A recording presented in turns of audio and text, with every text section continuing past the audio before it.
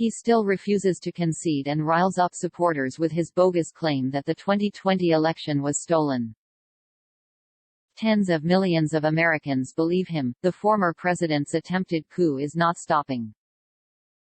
He still refuses to concede and continues to rile up supporters with his bogus claim that the 2020 election was stolen.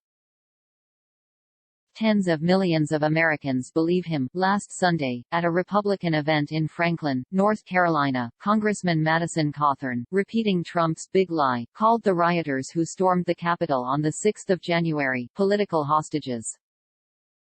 Cawthorn also advised the crowd to begin stockpiling ammunition for what he said was likely to be American versus American bloodshed over unfavorable election results. "Much as I am willing to defend our liberty at all costs," he said, "there's nothing I would dread doing more than having to pick up arms against a fellow American." On Tuesday, Texas Republicans passed a strict voter law based on Trump's big lie, imposing new ID requirements on people seeking to vote by mail and criminal penalties on election officials who send unsolicited mail-in ballot applications, empowering partisan poll watchers, and banning drive-through and 24-hour voting. This year, at least 18 other states have enacted 30 laws that will make it harder for Americans to vote, based on Trump's lie. On Thursday, at Trump's instigation, Pennsylvania Republicans launched an investigation soliciting sworn testimony on election irregularities, scheduling the first hearing for next week. Arizona's Republican audit will report its results any day. There's little question what they'll show. The chief executive of Cyber Ninjas, the company hired to conduct it, has publicly questioned the election results. The audit team consists of Trump supporters and is funded by a group led by Trump's first national security advisor, Michael Flynn. The Republican chair of the Wisconsin State Assembly Campaigns and Elections Committee has begun a full, cyber forensic audit, akin to Arizona's. Trump's first White House chief of staff, Reince Priebus, says Wisconsin Republicans are prepared to spend $680,000. These so-called audits won't alter the outcome of the 2020 election. Their point is to cast further doubt on its legitimacy and justify additional state measures to suppress votes and alter future elections. It's a vicious cycle. As Trump continues to stoke his base with his big lie that the election was stolen, Republican lawmakers, out to advance their careers and entrench the GOP, are adding fuel to the fire, pushing more Americans into Trump's paranoid nightmare.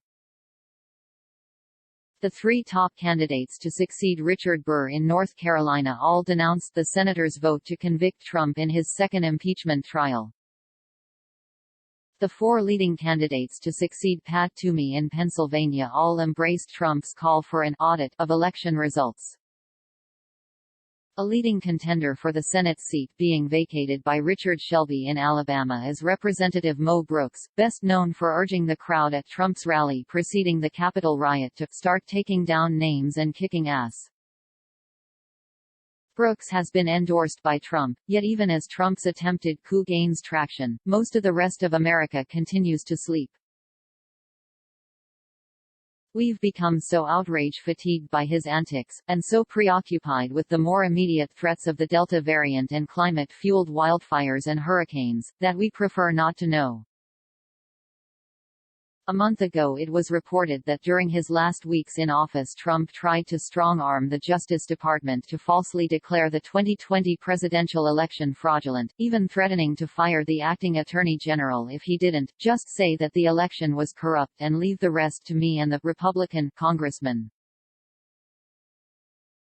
The news barely registered on America's collective mind. The Olympics and negotiations over the infrastructure bill got more coverage. A top Trump advisor now says Trump is definitely running for president in 2024, even though the 14th Amendment to the Constitution bars anyone from holding office who has engaged in insurrection or rebellion against the nation.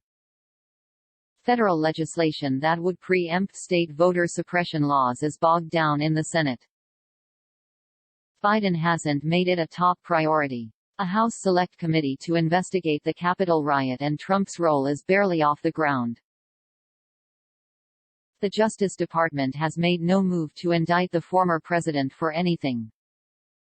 But unless Trump and his co-conspirators are held accountable for the damage they have inflicted and continue to inflict on American democracy, and unless Senate Democrats and Biden soon enact national voting rights legislation, Trump's attempted coup could eventually succeed.